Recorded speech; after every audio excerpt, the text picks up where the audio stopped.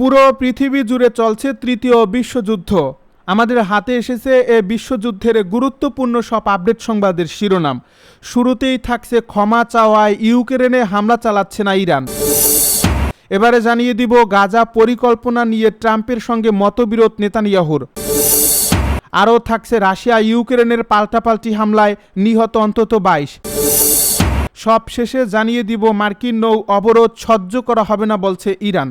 এতক্ষণ শুনছিলেন হাতে থাকা আপডেট সংবাদের শিরোনাম, এবারে বিস্তারিত। তবে তার আগে অনুরোধ রইল ভিডিওটিতে একটি লাইক এবং কমেন্ট করে জানিয়ে দিন ভিডিও সম্পর্কে আপনার মূল্যবান মতামত। আরও জানিয়ে দিন ভিডিওটি কোথা থেকে দেখছেন বা কোন জেলা থেকে দেখছেন।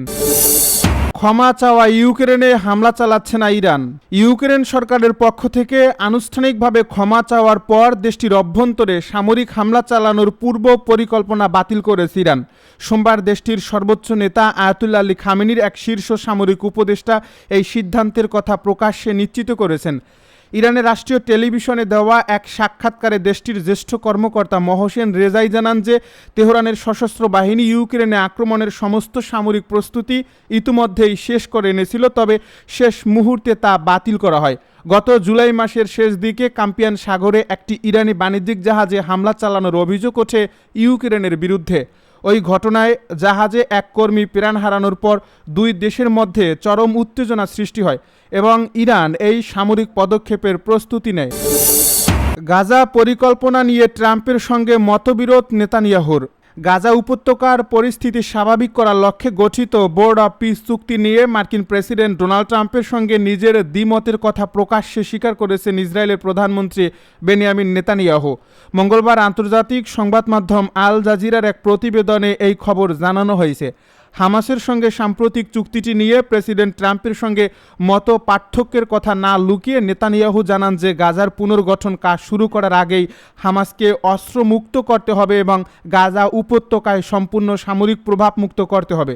ডোনাল্ড ট্রাম্পের বৈঠক অব পিসের প্রধান প্রতিনিধি নিকোলোর সঙ্গে বৈঠকের পর এই মন্তব্য করেন ইসরায়েলি প্রধানমন্ত্রী। গত সপ্তাহে প্রেসিডেন্ট ট্রাম্প হামাসের সঙ্গে বোর্ড অব পিসের একটি ঐতিহাসিক চুক্তির কথা ঘোষণা করেছিলেন, যেখানে ফিলিস্তিনি গোষ্ঠীটির অস্ত্র ত্যাগ এবং গাজা থেকে পর্যায়ক্রমে ইসরায়েলি সেনা প্রত্যাহারের কথা উল্লেখ ছিল।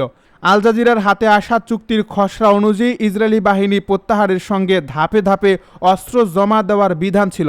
তবে ইসরায়েলের তীব্র আপত্তির পর বোর্ড অব পিস তাদের অবস্থান পরিবর্তন করে জানিয়েছে যে ইসরায়েল গাজা থেকে সৈন্য প্রত্যাহার করার আগেই হামাসকে সম্পূর্ণরূপে অস্ত্র পরিত্যাগ করতে হবে। রাশিয়া ইউক্রেনের পাল্টাপাল্টি হামলায় নিহত অন্তত 22। পঞ্চম বছরে পা দেওয়া যুদ্ধে রাশিয়া ও ইউক্রেনের মধ্যকার সংঘাত ও গোলাগুলি আরও তীব্র হওয়ায় উভয় পক্ষে অন্তত 22 জন নিহত হয়েছেন। সোমবার স্থানীয় কর্মকর্তাদের দেওয়া তথ্যের বরাতে জানা গেছে যে এই হামলায় উভয় দেশেই 11 জন করে মোট 22 জন প্রাণ হারিয়েছেন। রাশিয়ার দক্ষিণাঞ্চলীয় ক্রাসনোদার অঞ্চলের গভর্নর ভেনিয়ামিন কোনড্রাতিয়েভ জানান যে গেল সোমবার আর্খিভো ওসিপোভকা রিসোর্ট গ্রামে ড্রোন ধ্বংসাবশেষ পরে 3 শিশুসহ 7 জন নিহত ও প্রায় 40 জন আহত হন। এছাড়া ক্রিমিয়ার মস্কো মনোনীত প্রধান সের্গেই আকসিওনভ 4 জনের মৃত্যু এবং বেলগোরোডের ভারপ্রাপ্ত গভর্নর আলেকজান্ডার সুবায়েস 4 জন বেসামরিক নাগরিকের মৃত্যু ও 17 জন আহত হওয়ার খবর নিশ্চিত করেছেন। অন্যদিকে ইউক্রেনের দেরোপ্রভেত্রভস্ক অঞ্চলের কিরিবিরিহো জেলার একটি পেট্রোল পাম্পে রুশ হামলায় উদ্ধারকর্মী ও তার 8 বছরের ছেলেসহ 3 জন নিহত হয়েছেন বলে সেখানকার গভর্নর ওলেকজান্দার হানজা নিশ্চিত করেছেন। পাশাপাশি জাপরোজি অঞ্চলে রাতভর এক হামলায় 2 শিশুসহ আরও 8 জন নিহত হয়েছেন। বেসামরিক নাগরিক হত্যার অভিযোগ উভয় পক্ষ অস্বীকার করলেও সম্প্রতি মৃতের সংখ্যা আশঙ্কাজনকভাবে বেড়েছে। রুশ প্রতিরক্ষা মন্ত্রণালয় জানিয়েছে যে তাদের সামরিক বাহিনী ইউক্রেনের পূর্বাঞ্চলীয় খার্কিভ অঞ্চলের বিলি কলোডিয়াজ ও উপেনি ভকা এলাকা দুটি দখল করে নিয়েছে। অন্যদিকে ইউক্রেনীয় বাহিনী রাশিয়ার ই-কমার্স জায়ান্ট ওয়াইল্ডবেরিজের একটি গুদামে ড্রোন হামলা চালিয়েছে। কিয়েভ থেকে আল জাজিরার সাংবাদিক অড্রে ম্যাকল পাইন জানান যে উক্ত প্রতিষ্ঠানটির সামরিক কাজে ব্যবহৃত উপাদান বিক্রি করায় এই হামলা চালানো হয়েছে। মার্কিন নৌ অবরোধ সহ্য করা হবে না বলছে ইরান। ইরানের বন্দরগুলোতে যুক্তরাষ্ট্রের অব্যাহত নৌ অবরোধ নিয়ে ওয়াশিংটনকে কড়া হুঁশিয়ারি দিয়েছেন দেশটির সর্বোচ্চ নেতা মোস্তফা খামেনির সামরিক উপদেষ্টা মাহসেন রেজাই। সোমবার তিনি সামাজিক যোগাযোগ মাধ্যম এক্সে লিখেছেন, অবরোধ অব্যাহত থাকলে মার্কিন জাহাজ ও সামরিক বাহিনী গুরুতর ঝুঁকি ও প্রাণহানির মুখোমুখি হবে। মহসেন রেজাই জানান যে যুক্তরাষ্ট্রকে অবশ্যই তাদের আচরণ পরিবর্তন করতে হবে, অন্যথায় ইরান এই পরিস্থিতি কোনোভাবেই সহ্য করবে না। তিনি আরও স্পষ্ট করেন যে হরমুজ প্রণালীতে দ্বিতীয় কোনো করিডোর খোলার অনুমতি তেহরান কখনোই দেবে না। হরমুজ প্রণালীর নিয়ন্ত্রণ নিয়ে গত জুনে ওয়াশিংটন ও তেহরানের মধ্যে স্বাক্ষরিত সমঝোতা স্মারক ভেঙে যাওয়ার পর জুলাই মাসে ইরানের বন্দরগুলোতে পুনরায় অবরোধ আরোপ করে যুক্তরাষ্ট্র। মার্কিন সামরিক বাহিনী জানিয়েছে যে এই অবরোধ আরোপের পর থেকে তারা এ পর্যন্ত অন্তত 44টি জাহাজের গতিপথ বদলে দিয়েছে, 2টি জাহাজ বিকল করছে এবং আরও 2টি জাহাজে তল্লাশি চালিয়েছে। ইরান ও যুক্তরাষ্ট্রের আলোচনা নিয়ে অনিশ্চয়তা, হরমুজে জাহাজে হামলা। যুক্তরাষ্ট্র ও ইরানের কাছ থেকে তাদের 5 মাস ধরে চলা যুদ্ধ শেষ করা নিয়ে আলোচনার বিষয়ে পরস্পর বিরোধী ইঙ্গিত পাওয়া যাচ্ছে। এতে অনিশ্চয়তা দেখা দিয়েছে। এর মধ্যে হরমুজ প্রণালীতে আরেকটি জাহাজে হামলার ঘটনাও ঘটেছে। মার্কিন প্রেসিডেন্ট ডোনাল্ড ট্রাম্প বলেছেন, সোমবার আলোচনা শুরু হয়েছে একটি ভালো চুক্তি করার জন্য, এটাই তাদের জন্য শেষ সুযোগ বলে সতর্ক করেছেন তিনি। কিন্তু ইরান কোনো আলোচনা চলার বা তার পরিকল্পনা চলার কথাই অস্বীকার করেছে বলে খবর বার্তা সংস্থা রয়টার্সের। হোয়াইট হাউসের ওভাল দপ্তরে আলোচনার বর্তমান অবস্থা নিয়ে সাংবাদিকদের প্রশ্নের উত্তরে ট্রাম্প বলেন, এখন চলছে। তিনি আরও জানান, ইরান, সৌদি আরব, সংযুক্ত আরব আমিরাত ও কাতারের অনুরোধে এ পক্ষগুলো আলোচনা করছে। তিনি বলছেন, তাদের জন্য একটি ভালো নথিতে স্বাক্ষর করার এটিই শেষ সুযোগ। শনিবার ট্রাম্প জানিয়েছিলেন, হরমুজ প্রণালী খুলতে ও তেহরানের পারমাণবিক সক্ষমতা নিয়ে চলমান অচলাবস্থা কাটাতে তিনি ইরানের সঙ্গে দ্রুত একটি চুক্তিতে পৌঁছানোর আশায় আসন্ন একটি পরিকল্পিত ব্যাপক সামরিক হামলা বাতিল করেছেন। রয়টার্স লিখেছে, এই সিদ্ধান্তের পর ট্রাম্প এমন মন্তব্য করলেন, এতে বড় ধরনের হামলার হুমকি দেওয়ার পর তা বাতিল করার একটি ধারা ফের দেখা গেল। সোমবার এর আগে ইরানের পররাষ্ট্র মন্ত্রণালয়ের মুখপাত্র ইসরায়েল বাগাই বলেছেন, যুক্তরাষ্ট্রের সঙ্গে কোনো আলোচনা চলছে না, আর কোনো বৈঠকের সূচি নির্ধারণ করা হয়নি। বিদেশি কোনো প্রতিনিধি দলকে আমন্ত্রণ করার বা সামনের দিনগুলোতে আলোচকদের বিদেশে পাঠানোর কোনো পরিকল্পনা ইরানের নেই। পররাষ্ট্রমন্ত্রী আব্বাস আরাকসি বাদে ইরানের সব আলোচক দেশেই আছেন বলে জানিয়েছেন বাঘাই। আরাকসি ধর্মীয় তীর্থযাত্রায় এখন ইরাকে আছেন।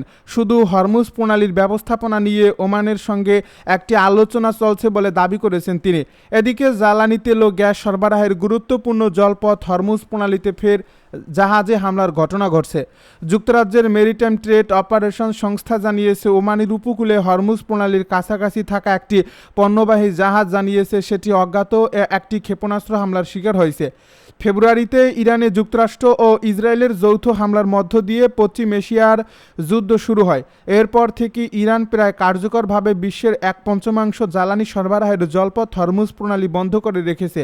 সমুদ্রগামী জাহাজ চলাচল ট্রেকিং সংস্থা কেপেলারের তথ্য অনুযায়ী হরমুজ প্রণালী দিয়ে রোববার 7টি জাহাজ পারাপার হলেও সোমবার তা 6টিতে নেমে আসে। এগুলোর মধ্যে 3টি ট্যাঙ্কার ও 3টি শস্যবাহী জাহাজ। সামগ্রিকভাবে এই জলপথে জাহাজ চলাচলের ধীরগতি অব্যাহত আছে। রাওয়ালকোটের রক্তপাত কি বার্তা দিচ্ছে পাকিস্তানকে? পাকিস্তান শাসিত কাশ্মীরের রাওয়ালকোটে যা ঘটছে তা শুধু একটি স্থানীয় রাজনৈতিক সংকট নয়, এ ঘটনা পাকিস্তানে গণতন্ত্র, মানুষের মত প্রকাশের অধিকার এবং রাষ্ট্রের আচরণ নিয়ে বড় প্রশ্ন তৈরি করেছে। পাকিস্তান বহু বছর আন্তর্জাতিক অঙ্গনে দাবি করে আসছে তারা কাশ্মীরের মানুষের অধিকার ও গণতান্ত্রিক আকাঙ্ক্ষার পক্ষে, কিন্তু রাওয়ালকোটের সাম্প্রতিক ঘটনাগুলো তাদের সেই দাবিকে নতুন করে প্রশ্নের মুখে দাঁড় করিয়েছে। কয়েক সপ্তাহ ধরে এই এলাকাটিতে বিক্ষোভ চলছে। আন্দোলনের নেতৃত্ব দিচ্ছে যৌথ আওয়ামী অ্যাকশন কমিটি। এটি বিভিন্ন নাগরিক সংগঠন ও অধিকার কর্মীদের একটি জোট। তাদের অভিযোগ, নির্বাচনী ব্যবস্থা, রাজনৈতিক প্রতিনিধিত্ব এবং প্রশাসনিক সিদ্ধান্তে জনগণের মতামতকে গুরুত্ব দেওয়া হচ্ছে না। সংকটের অন্যতম কারণ আজাদ জম্মু ও কাশ্মীরের আইনসভার 12টি সংরক্ষিত আসন। এসব আসন বহু বছর আগে জম্মু কাশ্মীর ছেড়ে পাকিস্তানে চলে যাওয়া শরণার্থীদের জন্য রাখা হয়েছে। আন্দোলনকারীদের অভিযোগ, এতে বর্তমান বাসিন্দাদের রাজনৈতিক প্রতিনিধিত্ব ক্ষতিগ্রস্ত হচ্ছে। তাদের দাবি, আইনসভায় প্রতিনিধিত্ব নির্ধারণে ওই অঞ্চলে বসবাসকারী মানুষের মতামত ও অধিকারের অগ্রাধিকার দিতে হবে।